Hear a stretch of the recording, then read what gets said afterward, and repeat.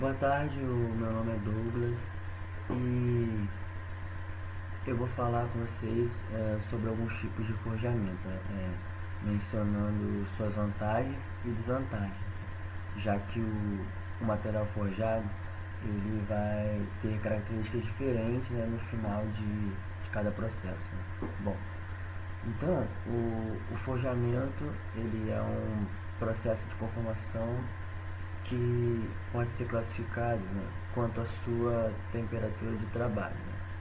Ou seja, né, o material ele pode ou não ser aquecido antes do processo acontecer. Então, né, o forjamento ele pode ser a quente e ele pode ser a frio. Bom, eu vou começar falando sobre o forjamento a quente. Ele é um processo de conformação onde o metal que vai ser forjado está acima da temperatura de recristalização. Isso faz com que durante a deformação os processos de recuperação e recristalização aconteçam. O processo de recuperação ele consiste no aumento da difusão dos átomos, fazendo com que as discordâncias elas tenham maior mobilidade. Né? Assim, elas diminuem a geração de tensões internas no material. Já o processo de recristalização ele favorece a ductibilidade do material pela formação e aumento dos grãos. Além disso, o forjamento a quente ele requer uma menor quantidade de energia para conformar do que o forjamento a frio. Bom, nessa imagem nós podemos ver o que ocorre com a microestrutura do material quando ele sofre um forjamento a quente. No primeiro momento, a estrutura, né, granular do material está em seu estado original e então acontece a deformação plástica e aí os seus grãos eles ficam alongados e essa energia de ativação pela deformação plástica e a temperatura em que o material vai estar vão possibilitar que o processo de recristalização comece a acontecer, né, como nós estamos vendo aí na imagem. Então, esses novos grãos finos e equiaxiais vão ser formados. E então, aquela granulação grosseira que o material tem no início, ela vai ser eliminada. Então, com essa microestrutura refinada, esse material forjado a quente, ele vai ter as suas tensões reduzidas, né? Pelo fato de ter um número muito pequeno de discordâncias na sua estrutura, ele vai ter pouco encruamento, favorecendo a sua ductibilidade e vai ter uma microestrutura mais homogênea, né, devido a essa formação desses grãos equiaxiais. Além disso, o processo de caldeamento também acontece, né? Esse é um processo de soldagem entre duas peças metálicas, né, que ocorrem através de aquecimento e choque mecânico. Né? Então, através desse processo, vai ocorrer a eliminação dos poros e bolhas dessa peça. Então, aqui temos uma tabela que mostra a que temperatura certos materiais devem ser aquecidos para que seja feito o forjamento a quente. Então temos aqui, por exemplo, as ligas de alumínio que precisam estar entre 400 e 550 graus Celsius, as ligas de cobre entre 600 e 900, os aços de carbono e de baixa liga entre 850 e 1150 graus Celsius. Então vemos que essa temperatura ela varia bastante de acordo com cada material. Né? Porém, o forjamento a quente ele também tem as suas desvantagens. Né? Uma delas é a formação de caripa, né? Que ocorre devido a uma oxidação que se dá na superfície do aço quando ele é submetido a um gradiente térmico, né? E isso acontece no forjamento a quente. Além disso, as tolerâncias dimensionais desse processo elas são médias ou ruins, né? Devido à expansão e contração térmica que o material é submetido. Ele é um processo em que é indicado somente para peças grandes, de grande porte, e além disso é necessário o uso de equipamentos especiais, como o forno, já que o material precisa ser aquecido. E junto com esse aquecimento tem o gasto de energia, o que gera custo para você produzir a peça.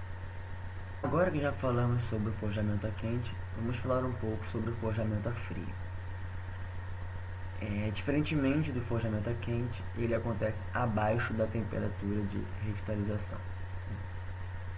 Então, como o processo de recuperação e recristalização não acontece, as tensões elas permanecem elevadas dentro desse material, devido ao alto encruamento da peça. Então, aqui nessa imagem, a gente vê como que a microestrutura do material, né, se comporta a um forjamento a frio. Primeiro, nós temos a estrutura no seu estado original. De novo, ocorre a deformação plástica. Aí nós temos a direção da martelada, né? E então, os grãos eles vão ser alongados e uma estrutura granular mais próxima será formada, diferentemente do forjamento a quente, onde novos grãos eram formados. Aqui isso não acontece, né? Então, com essa estrutura granular mais próxima, esse processo ele atribui ao material uma resistência mecânica maior do que a do forjamento a quente. Temos também que o acabamento superficial e a exatidão dimensional do forjamento a frio é maior do que a do forjamento a quente. As peças forjadas a frio elas já saem da matriz prontas para serem utilizadas, sendo desnecessário ajustes de superfície e dimensão posteriores. Então, podemos dizer que o material requerido para você fazer um forjamento a frio é menor do que para fazer o forjamento a quente, já que a perda de material em um processo é bem menor do que do outro. Outra vantagem do forjamento a frio é que ele possibilita a substituição de peças de alto custo por peças de baixo custo, como por exemplo, altas ligas forjadas a quente podem ser substituídas por aços carbono forjados a frio, né? Que do mesmo jeito se obtém peças com propriedades mecânicas equivalentes.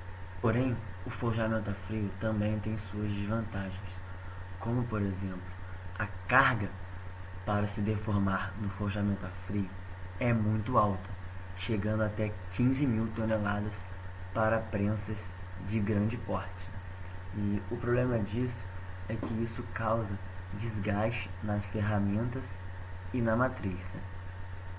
Além disso, essas prensas de alto porte, né, elas são de custo elevado e assim tornando o forjamento a frio somente viável para a produção de grandes lotes de peça. Além disso, a forjabilidade do forjamento a frio é limitada, sendo necessário fazer recozimentos intermediários durante o processo, né, para que se consiga alcançar deformações maiores, como a do forjamento a quente.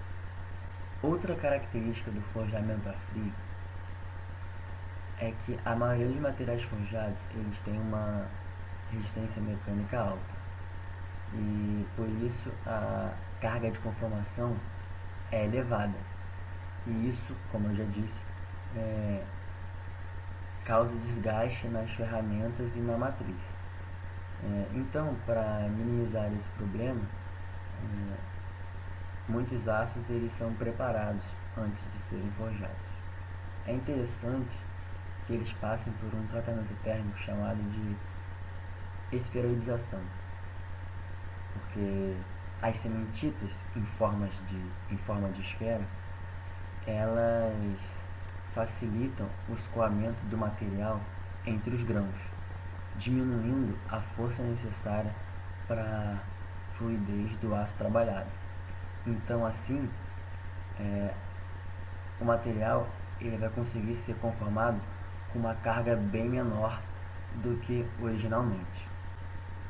Bom, sobre as diferenças, vantagens e desvantagens do forjamento a frio e forjamento a quente, era isso que eu tinha para dizer para vocês. E agora fiquem com o próximo vídeo.